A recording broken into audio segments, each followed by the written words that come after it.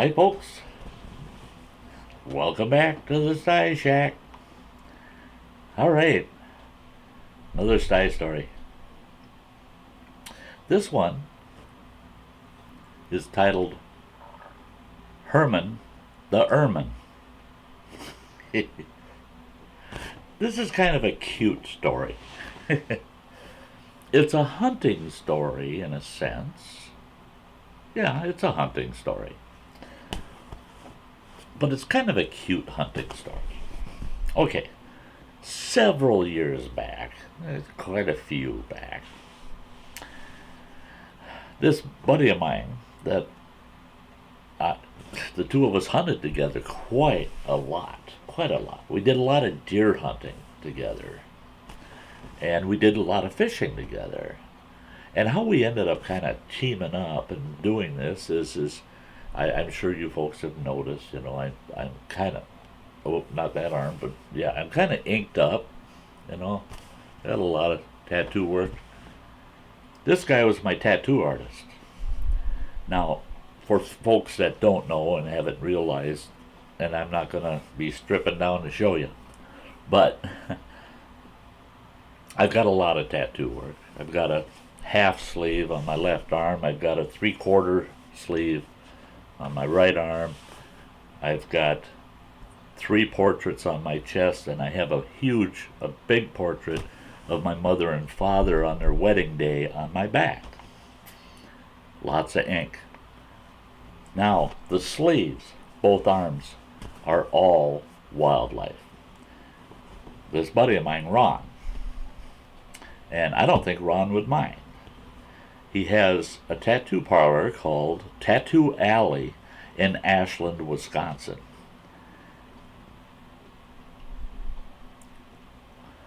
The man is amazing as an artist. Absolutely amazing as an artist. And when he was doing my tattoo work on me, I would go to tattoo conventions and compete with his work against other artists and their work. And I won so many trophies at these conventions for the quality of work of my tattoo work that I have. It's just amazing. We went to a tattoo convention in the Twin Cities down in Minneapolis. That was an international convention, and there were judges from all over the world. There was like 6 judges, and 4 of them were from outside of the U.S. And we won first place for the portrait on my back at that convention. And that was a big deal. That was a really big deal there. There was, I can't remember what the total was. It was like 25 or 30,000 people through that 3-day weekend that came through that place, just to view all the work that people had done. But the man was amazing. And when it comes to portraits and wildlife, he freehands it on. He knows his wildlife inside out. And he's an awesome hunter. So him and I picked this beautiful spot to go deer hunting one winter, one fall. Our hunting season is 9 days, the 9 days before Thanksgiving. Well, he said he had hunted this area before and that there's lots of deer in there and we should be very successful. I said, well, okay, I trust you. Always was successful when him and I went hunting. And so we get out to this spot and we're trying to decide who's going to hunt where. And he picked a spot that was a natural blind. It was an old slash pile from logging operations years before. And it was just like a natural, like it almost looked like someone built it as a blind. But it was all natural. It was just a pile of logs and brush, just the way the loggers had pushed it in there. And he said, I'm setting up in here. He said, I've got 3 deer runs, and they all conjoin. He said, perfect, just perfect. And I said, well, yeah, I think that's a good spot. I think it's probably the best spot on the whole piece of property. I said, I'll go find somewhere. So I hiked this was on 160 acres, and I hiked all the way to the other end of that 160 acres looking for a good spot. And I just couldn't find the spot. So I started working my way back towards him.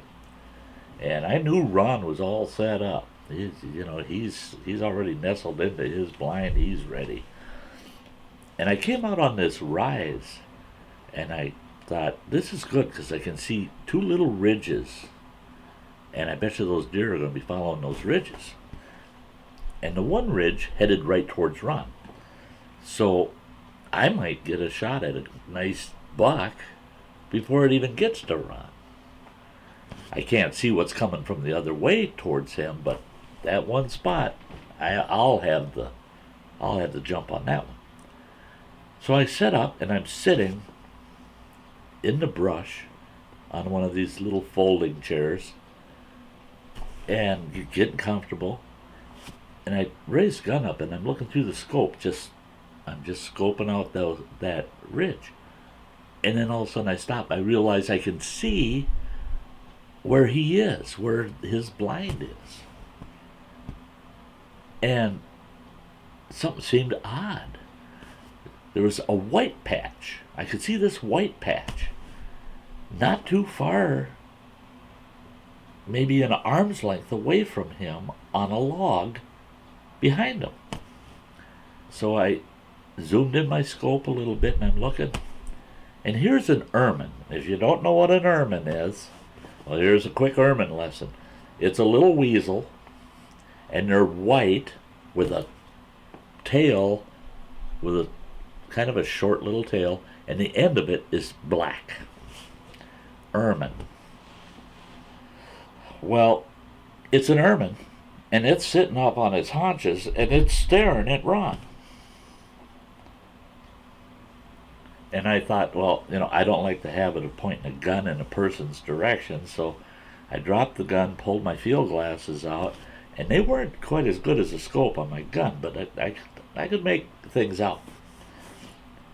That Herman must have lived in that brush pile that Ron was in.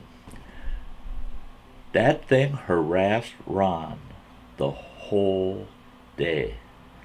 I mean, from sun up until we headed out of there just at dark, Ron had dropped one deer, and when he fired and that buck dropped, that ermine come out, and it was chattering and running back and forth, and it was trying to attack Ron to get him out of there. Ron tried to have lunch. He's eating a sandwich, and that ermine come right out on a log that was right in front of Ron, sat on that log staring at Ron and chattering and having a fit. So Ron took it was summer sausage in his sandwich, so he took a piece of summer sausage out and he threw it to that thing. Well, ermine are meat eaters. Boy, he snatched that thing up and took off with it, ate it. Then he came back and decided, you need to keep feeding me. And if Ron didn't keep throwing him little pieces of beef jerky or sausage or something, it would raise holy Cain. And then it got to the point where it was jumping against Ron's pack. It was getting almost right in his lap. That ermine had a fit. That ermine was determined to get Ron out of that deer blind. So it didn't take me but maybe an hour of watching that ermine harass my buddy, thinking, and he said that was the best spot, and I agreed that was probably the best spot in the whole property. I had the best spot. I dropped a deer. I got to see the best show in town.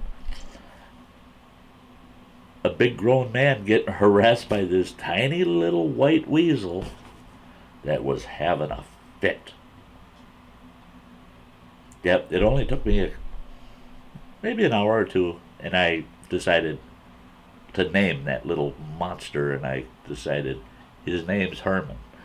And I would sit there and I'd say to myself, "Get him, Herman, get him. Go get him, Herman." Or I'd say, "Come on, Ronnie, feed Herman something else, come on." So when I walked up to Ron at the end of the night, at end of the evening when we were heading out, I go, "Ronnie, it's too bad you couldn't catch old Herman there, and you could have taken him home with you." He goes, "Who's Herman?" I said, "It's that little Ermine that was harassing you all day." He goes, "You could see it?" I said, "Yeah, I was using my field glasses. I watched the whole thing." He goes, "Oh, that dang thing, he says, "I was tempted to shoot it, but I didn't want to scare the deer off, just to shoot that little Ermine." I said, I wouldn't have shot at him, because he thought he was pretty tough. I think he would have actually attacked you if you would have tried shooting at him. So don't go sit in that brush pile unless you're willing to put up with Herman the Ermine. So there's a little hunting story that's a little cute. Hey, thanks for tagging along, folks. Just another style story. Don't forget, we'll have you punch my mug. Check out a couple of videos.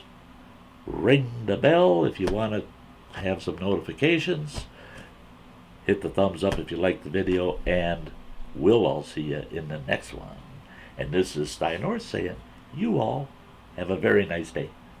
Bye-bye.